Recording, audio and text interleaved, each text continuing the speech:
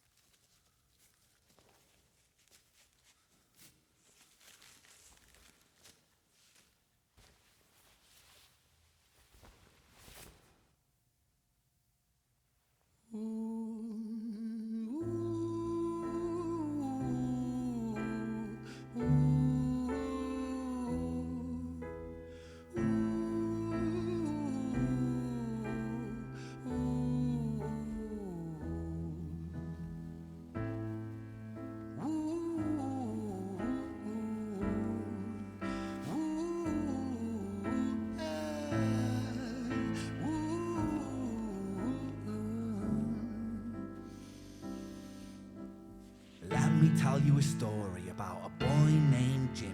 1 year old and his first words were mine, gimme. 2 years old he was walking, 3 years old walking quickly. 4 years old he was running round the pavements of his city. 5 years old and his daddy told him, listen here son, you gotta learn to be a man.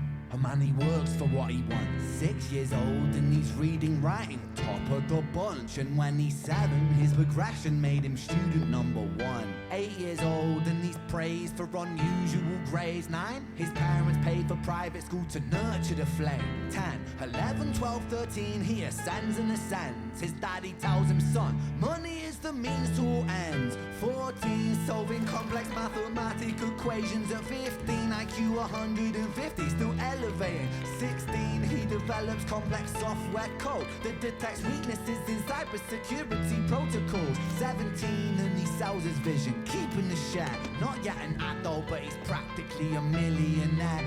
18, and his daddy tells him, now you're a man. This world don't give a damn about you, so take all that you can. 19, he turns a profit, stocks and shares, invest in product. 20, double down deposits. 21, his income rockets. 22, he learns that truth is just an obstacle to wealth. If you manipulate the data, then the lie will sell itself. 23, a life of luxury, crystal and cocaine. 24, he makes the Forbes list, they're applauding his name. 25 and his daddy tells him, listen here son, while you're sitting in that palace, that don't mean that you won.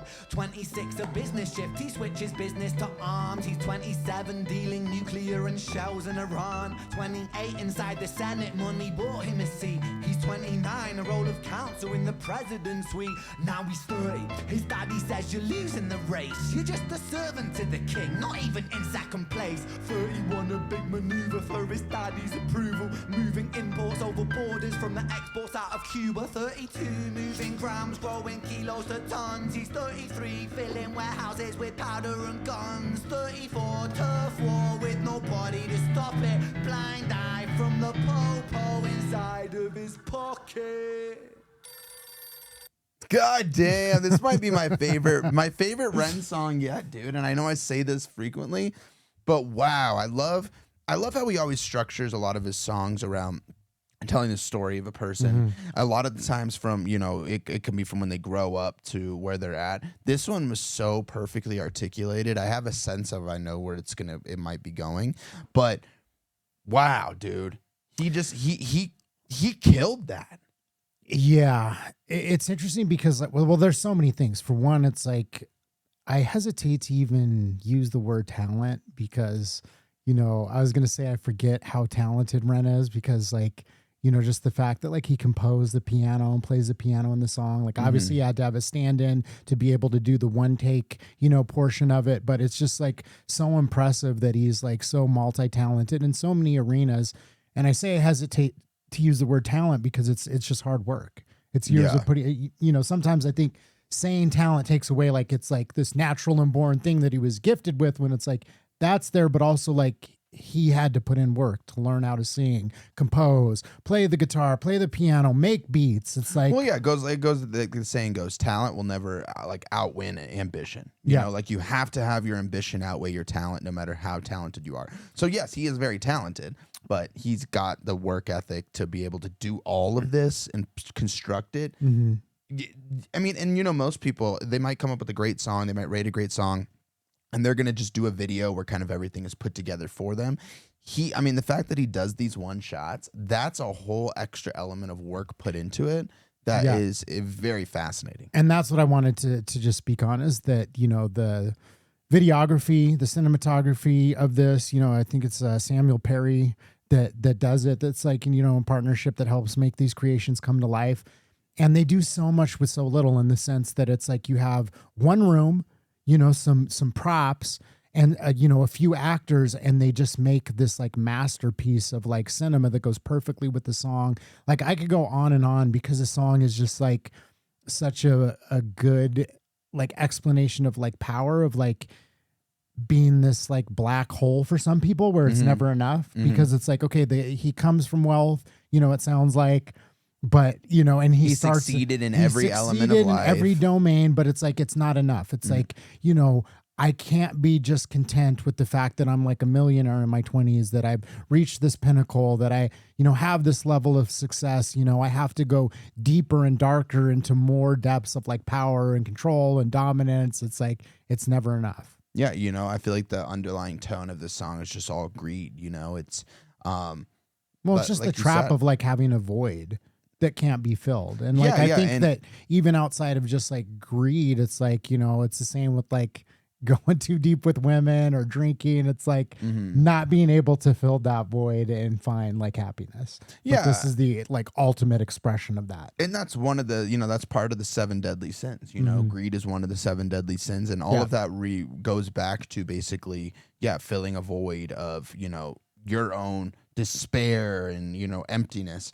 So, yeah, I mean, I think it's super cool listening to this third one coming from the first and second, how still the underlying tone is the same. And this one, instead of, you know, like the second one, he was breaking down economics and breaking down how the world works and trade and marketing and all these things work. This one, he's showing a story about a person who's rising to a position of power rapidly. And I think it's genius.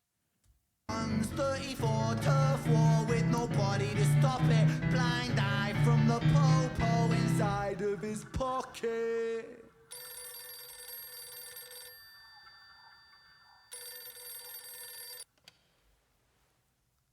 35. He gets the call. I'm sorry, son, but it's your father. Had a heart attack. I'm sorry, he's gone. 36, getting pissed off, abusing his product. 37, eyes glazed, disposition demonic. 38, with a prostitute, a moment of passion. Heating up a silver spoon and then chasing the dragon. 39, getting reckless and hungry for power. Daddy's words are still driving him to kill and devour. Makes a move against the cartel, but the strategy's flawed. They retaliate and leave him in a hospital ward. A bullet buried in his vertebra and one in his leg. The doctor sighs and says, I don't think you'll be walking again. Fuck.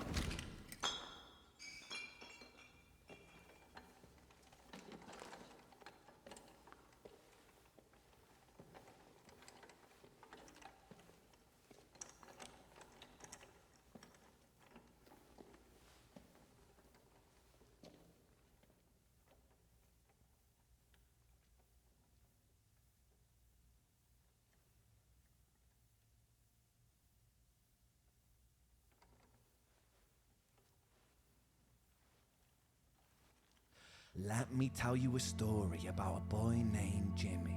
He was 40 and he cursed the words, mine, mine, gimme. 41 he wasn't walking, 42 not walking quickly, 43 never running round the pavements of his city, 44 inside a palace with a mountain of gold. But those riches turn to rubble when perspective evolves. Weighing heavy on his conscience is the value of gold. Lamborghini for a life, trading money for souls. Jimmy followed the code inside the land of the free. Put your hand inside the cookie jar, take more than you need. And his example is exaggerated versions of me. And it's a version of him, and it's a version of she, and it's a version of you. There's no escaping the blame. The way we live is parasitic. Fuck the money and fame. Call the music.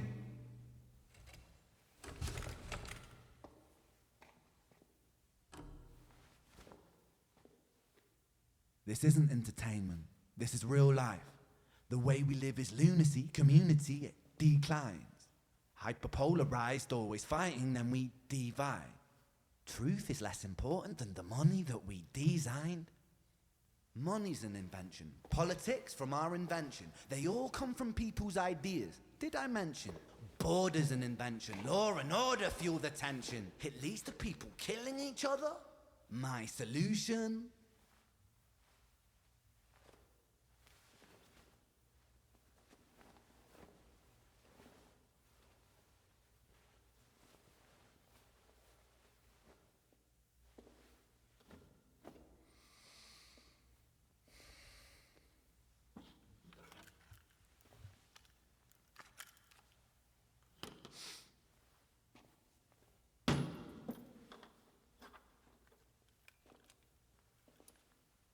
Everything is subject to change. We could build utopias if individuals were taught to use their brains. But if we teach kids in schools to always be sheep and put themselves before the herd if there's more money for me,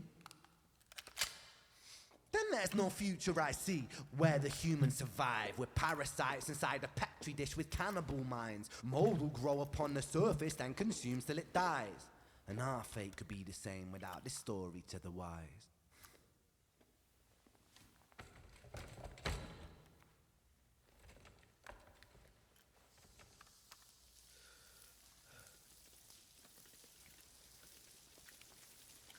"45. Jimmy comes home out of the rain, soaking wet upon a wheelchair, drinking again. He is everything he wants, he is fortune and fame. He's a fortunate fool with an unfortunate fate. With a 45 caliber aimed at his brain. 45 a fitting number cause his age is the same. Here's the words of his father, it's such a damn shame. Then he presses on the trigger of a money game.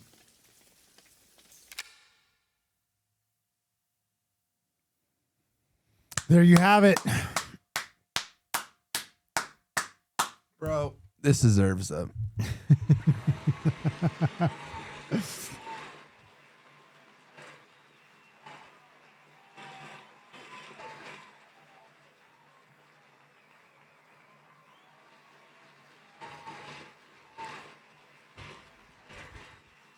Oh, It deserved that, dude. That was fantastic. Epically written. I'm so glad they brought the music in the background or the instruments back at the very end. Yeah. I was hoping they did that.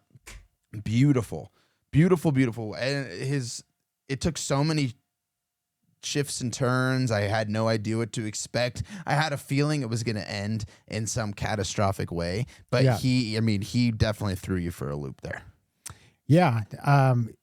Did you ever watch the show Succession on HBO? Mm-hmm, I did. Okay. I don't think I finished it, but I did watch it. Yeah. But yeah, it reminds me of that show. Mm-hmm. That's what I was thinking of to a degree, because it's like you have like this overpowering dad, and then you have, the family that's trying to like live up to, his image. They're living in his shadow. They're trying to live up to him. They're trying to like prove themselves to them. They're all like wild doing drugs, and it's just kind of like that, sadly, this trap that people get caught into where it's like, it's never enough. I mean, that seems like the, overall theme of it is that, you have to find purpose that's deeper than just chasing the money game, because there's no amount of drugs or, women or money that's going to fill that void. Yeah. So it's interesting because this story is like, it's almost like a story of like, like a cartel boss mixed with Succession. Yeah. Mixed with like, I was thinking of almost like Donald Trump, in there, or even like Hunter Biden. Like we watched, that thing about Hunter Biden talking about how great crack was. And I was just thinking like, that's kind of like a version of Hunter Biden. He's like living in his dad's image. And, trying to literally chasing that dragon. Yeah, I thought it was beautiful the way that he kind of described like the end of his life, talking about, like the Lamborghini in exchange for like, truth, and like what. So now basically the money that we designed is more important than truth, Yeah. And how he brought in the song in the first, talking about 1, 2, 3, 4, learning to walk, running the city, doing this. And then, 41, he stopped walking. 42, 43, he wasn't walking the cities anymore. I just think it was so beautifully constructed and written, and such just an epic way to end it. And then in classic Ren fashion, cut the music. And he sits there and he just gets real with everybody. Yeah. Just as real as he possibly can. And exactly, it was great. That was beautiful, man. I mean, I enjoyed every second of it. Yeah, I'm interested because there's like a behind the scenes that I've actually never seen, like a behind the scenes like shooting of. I would love to watch that. Yeah, because it's like, I mean, there was a lot of work that went into being able to get those angles, and like I'm curious too, just like how long it took them to film that with all those different elements to get it right and be like, oh, we got to do it again. Like how much time was like spent rehearsing, because you don't just like do something like this overnight. There's so much work that goes into being able to do like a one take video like this. Absolutely. So, yeah, I couldn't imagine how much work that took. But, if you guys enjoyed this video, make sure you hit it with a like. If you want to join us on our journey of discovering new music, old music, everything in between, make sure you hit that subscribe button. Also, we'll be here every Thursday for Ren's new drop, and we'll be reacting to him. And yeah, it's a good place to be. That's right. That's tomorrow for us. So we'll see you soon. Thanks for watching. Love y'all. Peace.